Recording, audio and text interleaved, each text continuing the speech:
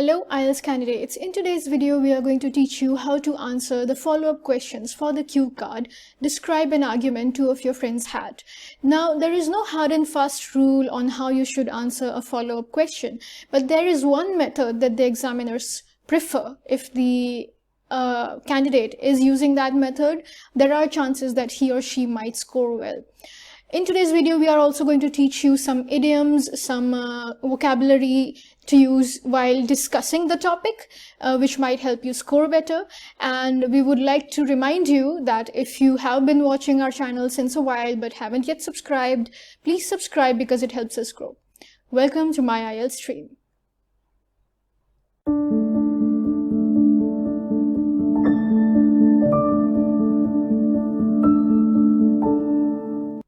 Describe an argument two of your friends had. Follow-ups. The first question we will be discussing is, why do people argue? Is it a good habit to argue? Why? How can people avoid arguments? Some people say that arguments lead to growth. Do you agree? Are arguments important in the workplace? So the first question is, why do people argue? Our answer is, people get into arguments when they want to prove a point or convince the other person that their perspective is right.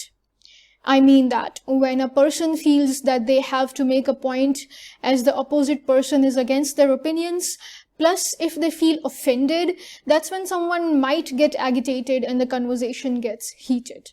So what we have done here, we have followed the method that we mentioned earlier. And the method is that you give one clear answer and then you explain it to the examiner. The first point is our answer. People get into arguments when they want to prove a point or convince the other person that their perspective is right. And then here we are explaining our idea by using the cohesive device. I mean that when a person feels that they have to make a point as the opposite person is against their opinions, plus if they feel offended, that's when someone might get agitated and the conversation gets heated. So we are explaining what we meant when we spoke the first sentence. We are explaining that in our second point. So this is the method that the examiners prefer. Instead of giving a list of reasons why do people argue, you should give one or two reasons and then explain them. Now, we have tried to paraphrase the question. Now, why do people argue? Instead of argue, we have used the word argument, or even if you don't want to use that, you can use the word quarrel or spat, or you can use the words heated disagreements, heated debates. You can use those synonyms. Get into arguments. Get into, we have used a phrasal verb. Prove a point or convince that the perspective is right. When they want the opposite person is against their opinions, they feel offended. Offended is a good term to use while talking about arguments.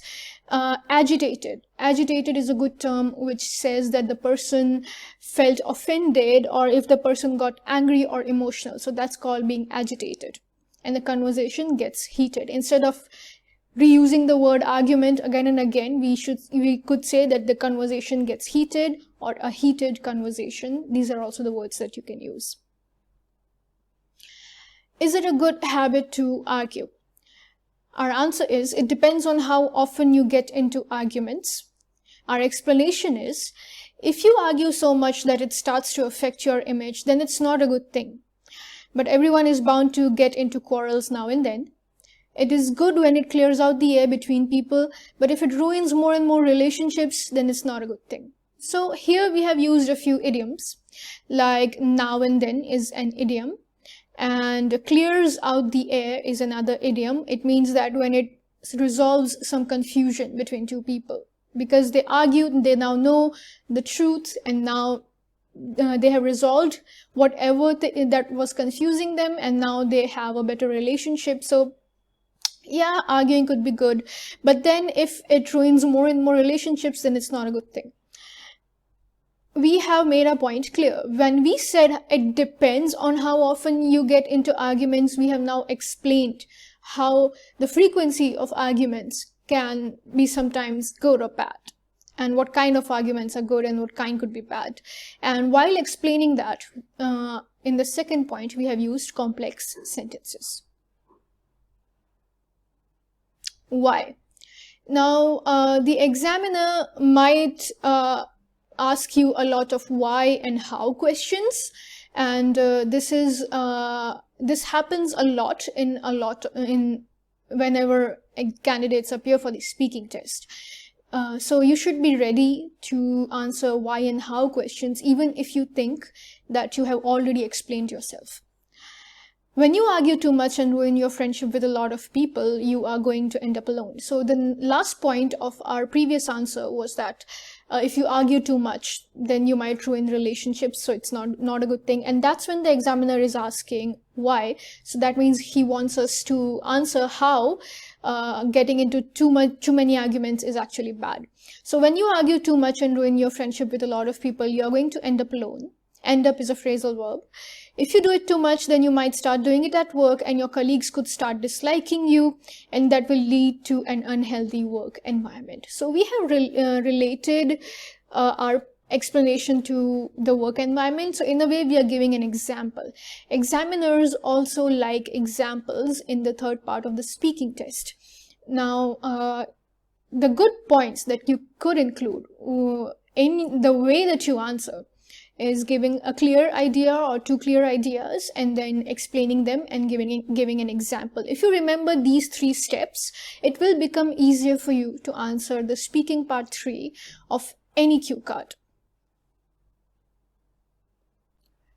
Now that we have discussed 3 questions which are related to the cue card, the examiner might decide to change the topic and might start asking questions about something else, like, let's talk about the environment.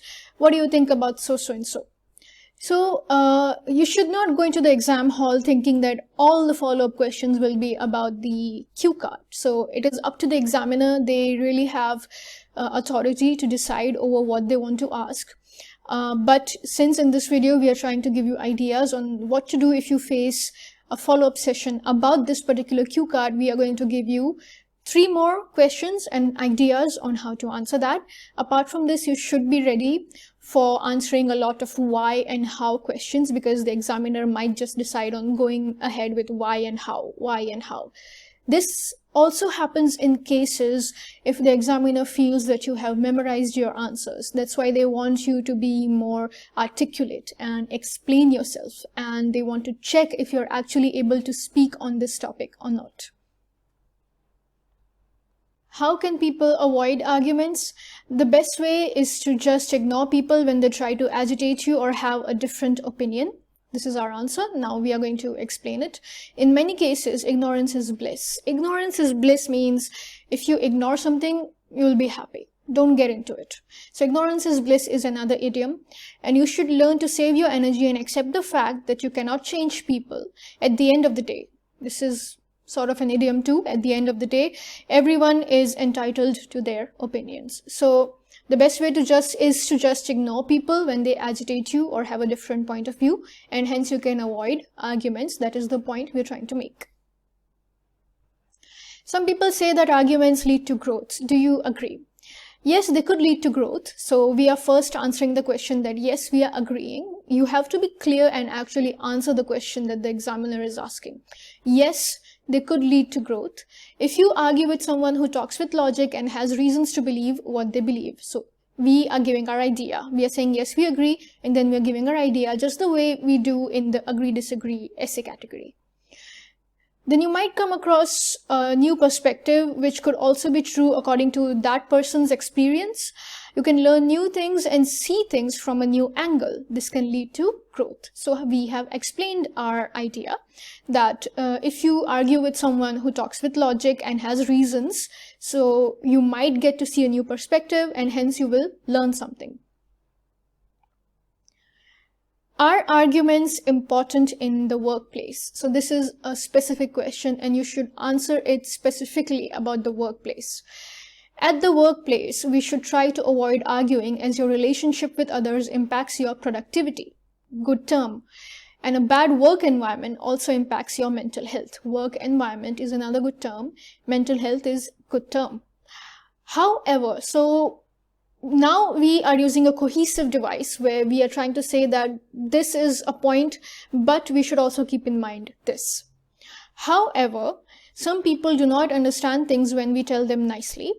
It's true. And they make difficulties for us at work. If a person disturbs our work, then we should be stern while telling them they are wrong. Stern is a good term to use, means you should be strict while telling them that they are wrong. We should not compromise on our work for maintaining relationships with our co-workers. So that's just my perspective. You can obviously have your own perspective. You can have your own ideas and answers. Don't memorize the answers I'm giving you. And if you are speaking like a train in front of the examiner, they will catch you. They might not say anything, but they'll just give you a lower band. Now, with complex sentences, the explanations usually have complex sentences because you're trying to explain things. You're using multiple clauses. That's when you use complex sentences. So that was it for the lesson. Describe an argument two of your friends had. Follow-up questions. We hope that you understood what you watched in this video, and we hope that you will subscribe once you watch this. And there are a lot of other videos that we have made that will help you answer speaking cue cards. We have made videos on writing task 1, 2 for both the academic and the general exams. We have made videos for reading, for listening. You can follow our channel, and definitely we will help you prepare for your IELTS exam. If there is anything in particular that you want us to make a video on, let us know in the comments below and we will help you out. Thank you and have a nice day.